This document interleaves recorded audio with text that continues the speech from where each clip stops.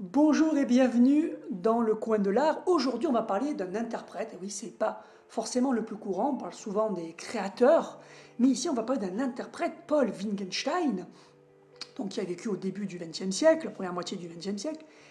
Pourquoi je vous en parle? Parce que déjà, son histoire est assez intéressante, assez originale, mais surtout parce qu'il a eu une influence assez importante, quand même, pour un interprète, sur l'histoire de la musique. Paul Wittgenstein est le plus célèbre pianiste manchot de l'histoire, même si ce n'est pas le premier. Mais si je décide de vous en parler aujourd'hui, c'est parce que c'est lui qui a beaucoup influencé l'histoire de la musique en faisant se développer la musique pour piano pour main gauche seule. Pour autant, il y avait déjà des œuvres pour main gauche seule avant Paul Wittgenstein. Alors là, quelques exemples rapides. D'abord, Alexander Dreischok, pianiste-compositeur que j'aime beaucoup, un des grands virtuoses du 19e siècle. Il a composé deux œuvres pour main gauche seule, une opus 22, l'autre opus 129, et sa première date des années 1840, donc bien avant Paul Wittgenstein. C'était certainement la meilleure main gauche, ou une des meilleures mains gauches de l'histoire de la musique. Alors bien sûr, lui, il avait ses deux mains, mais il avait une main gauche extraordinaire, et c'est pour ça qu'il faisait des œuvres pour main gauche seule, pour montrer sa dextérité, et il était connu aussi pour avoir adapté, un petit peu arrangé l'étude révolutionnaire de Chopin, parce que la main gauche, qui est un accompagnement, on pourrait dire assez simple, il avait transcrite pour qu'elle soit tout en octave. Si vous connaissez cette œuvre, et encore mieux si vous la jouez, vous imaginez la difficulté de faire toute la main gauche en octave.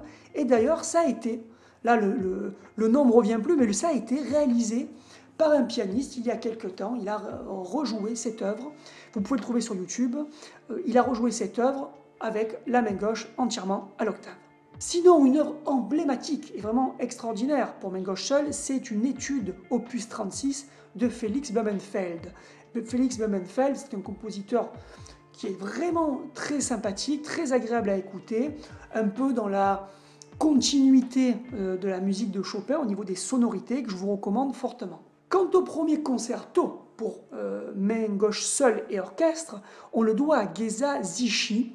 Il avait composé pour lui-même en 1895. Alors l'histoire est un peu différente, puisque lui, il a été, on va le voir, je vais vous parler après du cas de Paul Wittgenstein, mais Zichy, il a été amputé du bras droit assez tôt, suite à un accident de chasse alors qu'il avait 14 ans. Il voulait devenir pianiste professionnel, donc il n'a pas baissé les bras, hein, excusez-moi du jeu de mots, et donc il a continué à prendre des cours, notamment 5 ans avec Franz Liszt, hein, toujours Franz Liszt, hein, qui est au cœur de l'histoire du piano du 19e siècle. Et voilà, il va composer des œuvres pour main gauche seule, et il va aussi arranger beaucoup d'œuvres pour main gauche seule. Mais Zichy ne va pas avoir cette influence sur l'histoire de la musique que va avoir Paul Wittgenstein. Paul Wittgenstein est né dans une famille autrichienne richissime et extrêmement cultivée. D'ailleurs, il est le frère du philosophe Ludwig Wittgenstein. Hein, si vous ne le connaissez pas, c'est un des philosophes majeurs du XXe siècle, mais très très compliqué à lire. Et donc, cette famille de Wittgenstein, très riche, très cultivée, va organiser des salons, tradition de l'aristocratie du XVIIIe siècle, puis reprise par les bourgeois du XIXe siècle, organiser des salons donc, littéraires ou musicaux donc chez soi. Et les Wittgenstein vont recevoir beaucoup des plus grands musiciens de cette époque, Clara Schumann, Johannes Brahms, Pablo Casals, hein, le grand violoncelliste, Bruno Walter, le grand chef d'orchestre, ou Gustav Mahler, grand compositeur également, grand chef d'orchestre. Donc voilà, si vous voulez, Paul Wittgenstein va grandir dans cette ambiance de culture, de musique, et il va avoir en plus la chance d'être l'élève de Théodore Leschetizky, qui est un des grands pédagogues, mais aussi pianistes de l'époque, ce qui va amener Paul Wittgenstein à débuter sa carrière en 1913. Vous voyez qu'il n'a pas beaucoup de chance. Donc bien sûr, vous le savez, un an après, la Première Guerre mondiale commence. Il perd son bras durant une des batailles. Et donc, il se retrouve, donc à ce moment-là, il a à peu près 30 ans, mais ça ne va pas l'empêcher de continuer sa carrière en adaptant sa façon de jouer à une seule main. Et il va même faire une brillante carrière. Il va même être lui-même compositeur et arrangeur. Alors, aucune œuvre vraiment intéressante, hein, mais on va dire qu'il a surtout arrangé les œuvres célèbres pour pouvoir les jouer à une main. Il a d'ailleurs été accompagné par les plus grands chefs d'orchestre de l'époque, comme Bruno Walter, qui était un ami de la famille, mais aussi Furtwängler ou encore Eugène Ormandy. En 1938, il va quitter l'Autriche, hein, vous imaginez pourquoi, notamment parce que les Juifs étaient interdits de représentation publique. Alors, c'est un peu particulier pour Paul Wittgenstein, puisque les Wittgenstein s'étaient convertis au christianisme depuis 3 générations, mais il était quand même considéré comme juif, et donc il quitte l'Autriche pour les États-Unis pour continuer sa carrière, et il a même décidé d'être naturalisé américain en 1946, c'est-à-dire quand il a à peu près 60 ans. Jusqu'à sa mort en 1961, il va continuer un petit peu à jouer, mais surtout être pédagogue, donc en enseignant le piano. Donc même si Paul Wittgenstein a fait une très belle carrière, c'est pas ça qui va vraiment nous intéresser ici, c'est surtout parce qu'il va consacrer une partie de sa fortune, il est une famille très très riche, donc une petite partie de sa fortune, il va l'utiliser pour faire des commandes d'œuvres pour main gauche seule. Ça correspond à peu près à une 40aine d'œuvres, et il va commander ça aux musiciens les plus en vue de l'époque. Le résultat, c'est à peu près 20 concertos et en quelques œuvres pour piano seul ou musique de chambre. Donc les concertos pour piano. Je vais un peu vous en parler, mais je vous annonce dès à présent que je ferai bientôt une vidéo dédiée aux concertos pour piano, main gauche seule et orchestre. Là, pour vous donner juste une idée de l'influence qu'il a pu avoir, hein, on rentrera donc dans le détail, dans l'analyse des œuvres dans cette prochaine vidéo dédiée. D'abord, c'est Joseph Labor en 1916, le premier qui va lui écrire un concerto. Alors aujourd'hui, Joseph Labor est plus du tout connu. Par contre, des célèbres compositeurs vont écrire pour lui.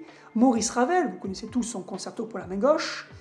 Prokofiev, qui va écrire un concerto, c'est son 4e concerto, mais que Paul Wittgenstein ne va pas vouloir jouer parce que, bien sûr, ce côté extrêmement moderne, il ne va pas du tout aimer, il va trouver que c'est vraiment inaudible.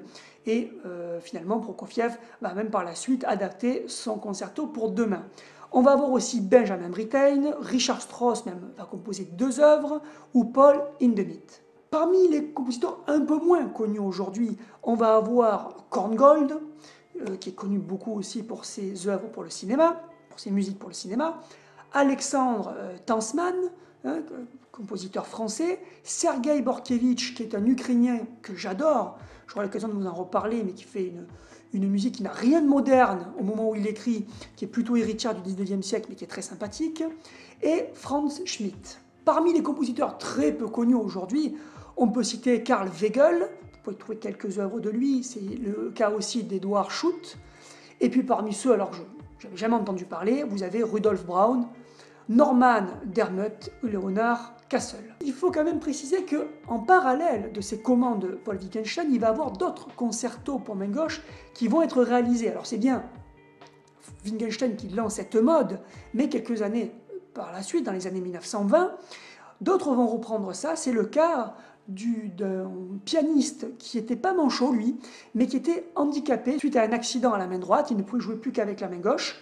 C'était Otakar Holman, qui va lui aussi commander des œuvres ou inspirer en tout cas des fois des compositeurs de l'époque comme Janacek ou Martino. Dans les autres œuvres, donc, il y a eu on va dire une dizaine peut-être d'œuvres pour piano, donc Joseph Labor encore, hein, celui qui avait composé le premier morceau pour piano, main seule et orchestre, pour Paul Wittgenstein. On va avoir Maurice Rosenthal, qui était un pianiste célèbre qui nous a laissé quelques œuvres, Léo Delibes, et puis ensuite des compositeurs quasiment inconnus aujourd'hui comme Ernest Walker. Un artiste qu'on connaît un peu plus aujourd'hui quand même et que j'adore, c'est Léopold Godowski, qui va composer les Métamorphoses symphoniques sur un thème de Johann Strauss, donc c'est en 1928. Donc c'est une œuvre qui a été déjà enregistrée, que vous pouvez écouter, que je trouve bon, intellectuellement intéressante, hein, par la composition pour la main gauche et par ce principe de métamorphose sur ces thèmes, sur le travail sur ces thèmes de Strauss. Mais après, à l'écoute, ce n'est pas forcément l'œuvre la plus intéressante de Léopold Godowski, dont j'aurai l'occasion de vous reparler, puisque c'était un pianiste et et compositeur extrêmement intéressant et qui a composé les œuvres pianistiques les plus dures de l'histoire. On notera aussi quelques œuvres pour chambre réalisées par Korngold, je vous en ai déjà parlé, ou Franz Schmidt, qui en compose 3, et Hans Gall. Donc, pour résumer, ce Paul Wittgenstein, par sa blessure, a dû faire carrière avec un seul bras, le bras gauche, et donc lui-même a arrangé des œuvres pour main gauche seule, mais a décidé aussi, pour avoir des œuvres un peu d'envergure et des œuvres bien faites, bien réalisées, a décidé de commander aux musiciens les plus célèbres de son temps des œuvres pour main gauche seule. Donc beaucoup de concertos, parce que c'était ça qui était le plus, comment dire, le plus impressionnant pour le public, mais aussi des œuvres pour piano et des œuvres pour musique de chambre. Cette histoire, à l'époque où je l'avais découverte, avait conforté mon idée que le hasard joue un rôle assez important dans l'histoire de l'art, c'est-à-dire que des découvertes d'ouvrages, d'œuvres comme le Laocoon, il n'y a pas très longtemps, je vous ai fait une vidéo sur le Laocoon, je vous mets le lien, donc cette œuvre emblématique de l'Antiquité, voilà, des découvertes inopinées d'œuvres ou d'écrits de l'Antiquité, ou des fois des erreurs d'artistes, etc., des accidents, ont eu une influence sur l'histoire de l'art. Ça, c'est quelque chose qu'il faut savoir. Un autre point dont j'aurai l'occasion de vous parler, c'est aussi l'évolution de la technique. Souvent, on parle trop, on donne trop d'importance au génie artistique. L'artiste, d'un coup, il aurait des idées fulgurantes comme ça qui lui permettraient de créer des œuvres innovantes, etc. Et on ne parle pas assez de la part importante dans cette évolution des ingénieurs, des techniciens. Si la musique, on va dire pour clavier, a tant évolué, c'est parce que le piano est apparu, puis le piano n'a cessé d'évoluer. Et par l'amplitude sonore, bien sûr, du piano, par la capacité de pouvoir de plus en plus rapidement jouer sur la répétition de la même note, etc., tous ces éléments donc, techniques ont permis aux compositeurs d'aller toujours plus loin dans leur composition. Donc ça, j'aurai aussi l'occasion de vous en reparler, mais voilà, le hasard, mais aussi l'évolution de la technique, l'évolution des instruments, l'évolution des couleurs. Les peintres ont eu de plus en plus de couleurs pour peindre. Au début, ils devaient les fabriquer eux-mêmes, puis après, ils pouvaient les acheter, etc. L'évolution, bien sûr, des supports artistiques, etc., ont une influence énorme dans l'évolution de l'art en général. C'est fini pour cette vidéo. Donc, je vous parlerai bientôt, je vous l'ai dit, d'ici une semaine ou deux, des concertos pour main gauche. En revanche, la prochaine vidéo, je peux vous dire ce que c'est sur l'âne peintre Bonali et comment cet âne, l'animal qui a réalisé une œuvre, une peinture, comment il a en quelque sorte ridiculisé l'art moderne donc au début du XXe siècle. Pour être au courant de la sortie de ces vidéos, pensez à vous abonner, c'est gratuit, à cocher la clochette qui vous permet d'être notifié, prévenu de la sortie de ces vidéos. Bien sûr, si vous avez aimé la vidéo, cliquez sur le pouce vers le haut. Et le plus important, peut-être, c'est penser à partager sur Twitter et sur Facebook cette vidéo. Vous avez en description le Twitter et le Facebook de la chaîne. Je vous dis à très bientôt. Ciao!